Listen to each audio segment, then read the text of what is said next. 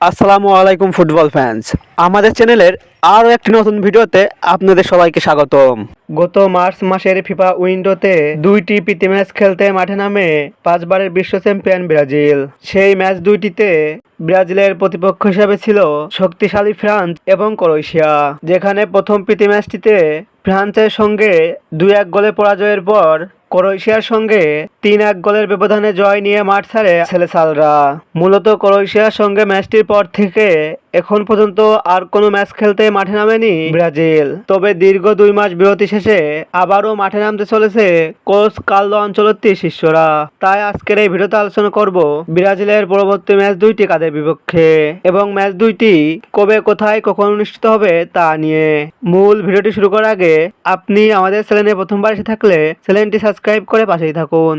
2026 বিশ্বকাপে যাওয়ার আগে বিশ্বকাপের শেষ প্রস্তুতি হিসাবে দুইটি প্রীতি ম্যাচ খেলবে ব্রাজিল।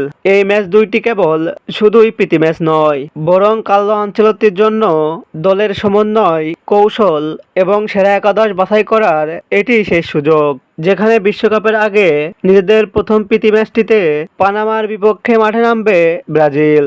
ব্রাজিল বনাম পানামার মধ্যকার ফিফা ফ্রেন্ডলির এই ম্যাচটি খেলা হবে ব্রাজিলের বিখ্যাত মারাকানা স্টেডিয়ামে এবং এই ম্যাচটি অনুষ্ঠিত হবে বাংলাদেশ সময় অনুযায়ী আগামী 1 জুন সোমবার রাত 3টা 30 মিনিটে। নিজেদের দ্বিতীয় প্রীতি ম্যাচটিতে মিশরের বিপক্ষে মাঠে নামবে ব্রাজিল।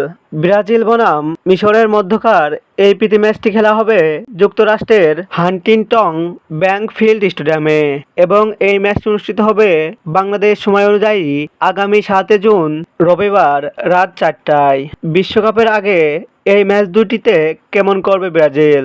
আপনার মতামতটি অবশ্যই কমেন্ট বক্সে কমেন্ট করে জানান। ফুটবলের সকল নিউজ ও আপডেট পেতে আমাদের চ্যানেলটি সাবস্ক্রাইব করে পাশেই থাকুন। দেখা হচ্ছে পরের ভিডিওতে। ধন্যবাদ সবাইকে।